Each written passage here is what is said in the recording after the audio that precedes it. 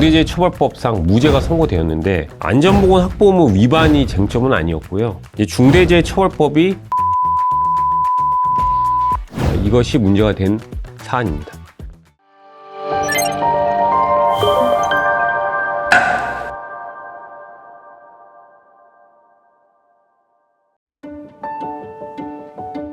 네, 안녕하십니까. 율촌중대재해센터 이동현 농사입니다.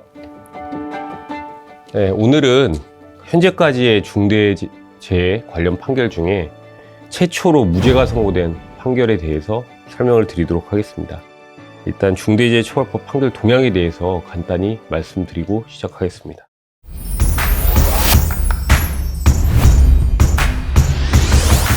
현재 24년 11월 4일 기준으로 기소 건수가 63건, 그리고 불기소 건수가 18건, 중대재해 사고 발생 후에 기소까지의 기간은 10개월에서 12개월 정도 소요되는 것으로 파악이 됩니다.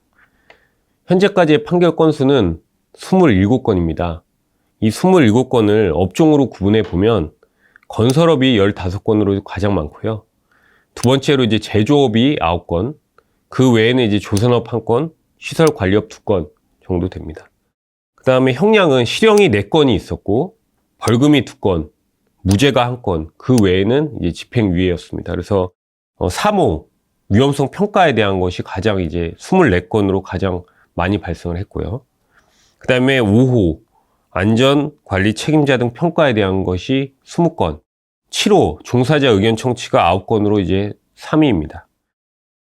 해당 사안은 건설 현장에서 폐 콘크리트 상차 작업 중에 이제 사망한 사례인데요. 화물차의 시동을 켠 상태로 운전석을 이탈했고, 마침 시동이 켜져 있던 화물차가 피해자를 향해 미끄러지면서 공사 현장에서 인근 담벼락과 화물차 사이에서 끼어서 사망한 끼임 사고입니다. B는 이제 C사의 대표이사고요. 그래서 안전보건 관리 체계의 구축 및 이행에 관한 조치의 의무가 있는 경영 책임자입니다. 그리고 A는 C사에 소속된 이 공사의 현장 소장, 그러니까 안전보건 총괄 책임자죠.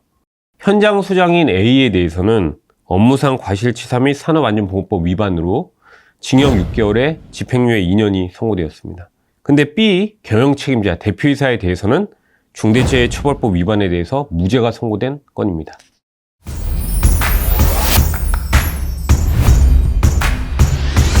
중대재해처벌법상 무죄가 선고되었는데, 해당 건은 좀 특이한 것이 안전보건 확보 의무 위반이 쟁점은 아니었고요. 이제 중대재해처벌법이 이 사건에 적용이 될 것이냐 말 것이냐, 이것이 문제가 된 사안입니다. 2021년 1월 26일 제정시에 공포 후 1년이 경과한 날부터 시행한다 이렇게 돼 있었죠. 그래서 보통 대기업들이나 대규모 회사들은 2022년 1월 27일부터 시행이 됐었습니다. 그런데 개인 사업자라던가 아니면 상시 근로자가 50명 미만인 사업 또는 사업장, 그리고 건설업의 경우에는 공사 금액이 50억 미만인 건설공사인 경우에는 공포 후 3년이 경과한 날로 유예가 됐기 때문에 이번 연도 2024년 1월 27일부터 이제 시행이 됐다라고 보시면 되고요. 그리고 이 공사 금액, 그러니까 건설업인 경우에는 이 공사 금액에 대한 판단 기준은 법에 정해져 있지는 않습니다. 그래서 이 부분에 대해서는 해석에 남겨놓고 있었다. 법 상황은 이렇게 보시면 되겠습니다. 그런데 해당 건 관련해서 20년 7월에 해당 공사를 약 42억에 시공하기로 하는 계약을 체결을 했어요. 42억. 그리고 22년 8월에 공사 계약 금액을 약 38억 원으로 변경을 했습니다. 한편 그 공사 계약 금액 외에 이제 해당 공사의 간급 자재대로 약 10억 원이 있었어요. 그래서 이러한 상황 속에서 유예가 적용이 되는 50억 미만의 공사냐, 아니면 적용이 되지 않은 50억 이상의 공사냐, 이것이 문제가 됐던 건이죠. 그래서 이와 관련해서 이제 고용노동부가 발간한 중대재해처벌법령 FAQ라는 자료가 있습니다. 거기에 보면 고용노동부는 공사 금액을 당사자가 체결한 총 공사 금액으로 도급인이 제공한 재료의 가액의 경우 총 공사 금액이 포함이 된다라는 입장을 밝히고 있고요. 그 다음에 질의회시 같은 경우에도 그간 관련 법령 집행에 있어 건설공사에는 일관되게 간급 자재비를 공사 금액에 포함하였으므로 이를 충분히 예견 가능하다. 그리고 공사 현장의 규모나 시공 난이도에 따라 중대재해처벌법의 본조 적용 여부를 결정하고자 하는 부칙 규정 조항의 입법 취지상 공사 규모와 시공 능력을 확인하기 위해서 간급 자재비를 공사 금액에 포함하는 것이 타당하다라는 입장이었습니다. 산업안전보건법 행정 해석에도 공사 금액이라고 하면 재료비도 포함이 된다 이렇게 되어 있고, 그다음에 건설업 산업안전보건관리비 계상 및 사용 기준에 대한 고시에 있어서도 직접 재료비라든지 간접 재료비 이런 것도 이제 포함이 된다라는 점을 명시하고 있습니다. 그리고 마지막으로 고용보험 및 산업재해보상보험의 보험료 징수 등에 관한 법률 시행령에서도 계약상의 도급 금액을 얘기하는데 발주자가 재료를 제공하는 경우에는 그 재료의 시가 환산액을 포함한다 이런 식으로 명시가 되어 있습니다. 이렇게 이제 고용노동부와 검찰에서는 해당 건이 중대재해처벌법에 적용이 된다라고 판단을 한 건이고요.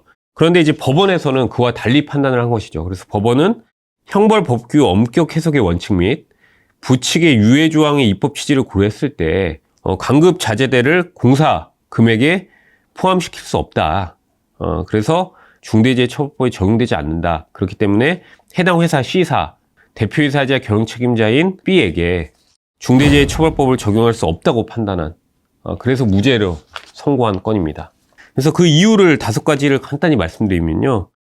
첫 번째가 발주자와 시공사 사이에 체결된 공사계약 금액을 기준으로 공사 금액을 판단하는 것이 계약 당사자에게 중대재해처벌법 적용 대상인지에 대한 명확한 기준을 제공할 수 있다. 이게 이제 첫 번째 이유였고, 두 번째가 1차적으로 당사자가 계약된 금액을 공사 금액으로 보는 것이 이제 유예기간을 둔 입법 취지에도 맞다라는 점이고요. 세 번째가 간급 자재비를 공사 금액에 포함시킨다는 법률 규정이 없다. 그렇기 때문에 이걸 확대 해석하는 것은 형사법상 엄격 해석의 원칙, 재형법정주의 원칙에 반한다라고 이제 판단한 것입니다. 그리고 네 번째 같은 경우에도 간급 자재 비용이 공사 계약 금액에 포함되지 않고 분리 발주된 경우에도 이를 공사 금액에 포함시키는 것은 이제 피고인에게 불리한 해석이다. 그리고 마지막으로 설령 간급 자재비를 이제 포함시킨다고 하더라도 이게 변경된 공사 금액으로 한다면 합해서 50억이 되지 않는다. 이렇게 법원은 해당 건에 대해서 중대재해처벌법이 적용되지 않는다고 보고 무죄를 선고한 건입니다. 그래서 해당 판결의 시사점이라고 하면은 일단은 중대재해처벌법 시행 이후에 최초로 선고된 무죄 판결이다라는 점이 조금 의미가 있을 거고요. 그리고 형벌법규 해석에 있어서 피고인에게 불리한 방향으로 해석하는 것은 재형법정주의의 내용인 확장 해석 금지에 따라 허용되지 않는다는 기존의 대법원의 태도를 유지한 것이다 라는 것이 시사점이라고 할 수 있습니다. 다만 해당 건은 이제 중대재해처벌법의 적용 유예 관련 적용 문제가 문제된 건이기 때문에 안전보건 확보 의무의 위반이 문제된 건은 아니라서, 다만 향후에 중대재해처벌법이 적용됨에도 불구하고 안전보건 확보 의무를 충실히 하였다는 평가를 받아서 무죄가 이제 선고되는 판결이 있다면 보다 현업에서 안전 업무를 하시는 데 도움이 될 만한 판결 리뷰로 찾아뵐 수 있을 것 같습니다.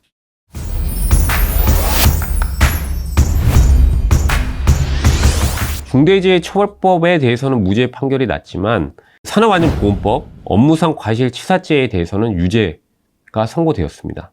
이 해당 폐 콘크리트 상체 작업은 총 중량이 5,200kg, 그리고 길이가 5m, 높이가 2.15m의 화물차를 이용해서 폐 콘크리트를 담는 작업이기 때문에 이는 차량계 하역 운반기계를 이용하여 중량물을 취급하는 작업에 해당을 하죠. 그래서 이러한 경우에는 산업안전보건 기준에 관한 규칙에 따라서 이제 운전자가 운전 위치를 이탈하는 경우에는 원동기를 정지를 시켜야 되고, 그리고 브레이크를 확실히 거는 등 갑작스러운 주행이나 이탈을 방지하기 위한 조치를 해야겠죠. 그리고 시동키를 운전대에서 분리하는 조치를 해야 됩니다. 근데 이러한 것을 하지 않았다라는 위반이 있었고요. 그리고 차량계 하역 운반기계 등을 사용하는 작업의 경우에는 작업 계획서를 작성해야죠. 그리고 작업 지휘자를 지정해서 배치를 했어야 됩니다. 그럼에도 불구하고 해당 건은 작업 계획서는 작성이 돼 있었습니다. 그런데 이제 작업 계획서 상에 운전석 이탈 금지, 운전원 장비 이탈 시 시동 정지라고 기재는 되어 있었는데 그것이 실질적으로 지켜지진 않았던 거죠. 그리고 작업 지휘자도 지정은 되어 있었는데 실질적으로 그 현장에 없었다라는 점입니다. 그 다음에 여기서도 또 작업 계획서가 문제가 됐는데 작업 시작 전에 해당 작업이 산업안전보건 기준에 관한 규칙 38조에 따른 작업계획서 작성 대상이냐라는 것을 확정을 하셔야겠죠. 그리고 해당을 한다면 작업계획서를 작성하고 거기에 따라서 이제 작업을 진행하셔야 된다라는 점이고요. 작업계획서 주요 내용으로는 특히 중량물에 대한 작업계획서가 누락은 되지 않았느냐. 왜냐하면 웬만하면 중량물에 해당이 되기 때문에 작업계획서는 거의 다 작성을 해야 된다 이렇게 보시면 되고, 작업계획서상의 작업지휘자, 유도자 등이 이제 명시가 되어 있느냐, 그리고 실질적으로 그분들이 지정이 돼서 실제 업무에도 투입이 됐느냐를 지속적으로 점검을 하셔야 된다라는 점입니다. 작업계획서 관련 서류는 이제 시기는 작업 시작 전이고요. 만약에 도급인의 경우에 수급인 작업인 경우에도 수급인이 작업계획서를 제대로 작성했는지를 반드시 사전 점검을 하시고 취합을 받아 놓으셔야 된다라는 점입니다. 제가 이제 컴플라이언스를 하면서 작업계획서 관련 또 사례들을 한 2가지 정도 말씀드리면은, 일시적인 작업이 아니고 정기적으로 계속되는 작업인 경우에는 작업계획서를 하나 작성을 해두고 오랜 기간 이제 사용하는 경우가 많은데요. 이런 경우에도 작업 내용이나 작업 방법 이런 것들이 바뀌었으면 반드시 갱신을 하셔야 된다, 작업계획서를.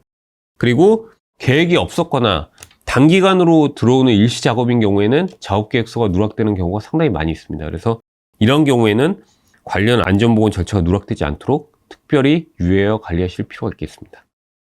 지금까지 최초로 무죄가 선고된 판결에 대해서 말씀을 드렸습니다. 이게 아무래도 무죄가 선고된 최초 판결이다 보니까 더 궁금하신 내용이 있을 것 같습니다.